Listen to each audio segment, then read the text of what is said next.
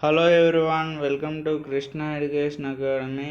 Indian postal జీడీఎస్కి సంబంధించి ఆన్లైన్లో అనేది ఎలా దరఖాస్తు చేయాలో చూడండి. ముందుగా ఈ వీడియోని లైక్ చేయండి, షేర్ చేయండి, సబ్స్క్రైబ్ చేసి దాని పక్కన బెల్ ఐకాన్ని యాక్టివేట్ అయితే చేయండి.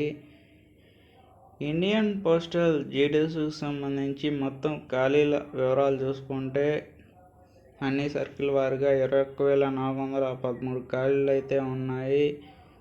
మీరు అనేది ఎలా దరఖాస్తు చేసుకోవాలో చూడండి. ఈ వీడియో మొదటి నుంచి ఎండ్ వరకు చూడండి, స్కిప్ అయితే చేయొద్దు. దరఖాస్తుదారుడు ముందుగా ఈ అఫీషియల్ సైట్లోకి వెళ్ళి లింక్లోని జీడీఎస్ ఆన్లైన్ ఎంగేజ్మెంట్ పోర్టల్లో తనను తాను నమోదైతే చేసుకోవాలి.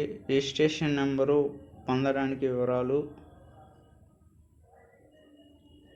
పోర్టల్లో రిజిస్ట్రేషన్ కోసం దరఖాస్తుదారులు వారి స్వంత యాక్టివ్ ఈమెయిల్ ఐడి మరియు మొబైల్ నెంబర్ను కలిగి అయితే ఉండాలి. షార్ట్ లిస్టింగ్ ఫలితాలు ప్రకటన, తాత్కాలిక నిశ్చితార్థం ఆఫర్ మొదలైన ముఖ్యమైన విషయాలన్నీ రిజిస్టర్ మొబైల్ నెంబర్కు పూర్తిగా సిమ్ మరియు ఈమెయిల్ ద్వారా మాత్రమే అయితే పంపబడతాయి. చూడండి, డివిజన్ ఎంపికలో నోటిఫై చేయబడిన అన్ని పోస్టులకు దరఖాస్తుదారులు వచ్చి 100 రూపాయలు అనేది ఉంటుంది. ఫీజు అనేది 100 రూపాయలు అనేది చెల్లించాలి.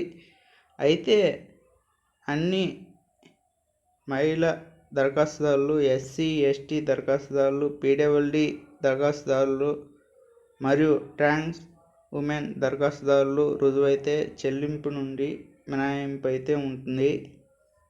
ఒక దరఖాస్తుదారు ఎంచుకున్న డివిజన్లో ఒకటి లేదా అంతకంటే ఎక్కువ వాటిలో ఖాళీగా ఉన్న జీడీఎస్ పోస్టులకు ఒకటి లేదా అంతకంటే ఎక్కువ మాత్రమే దరఖాస్తు అనేది చేసుకోవచ్చు. దరఖాస్తుదారుడు తమ ఫోటో మరియు సంతకాన్ని పేర్కొన్న పరిమాణంలో అప్లోడ్ అయితే చేయాలి.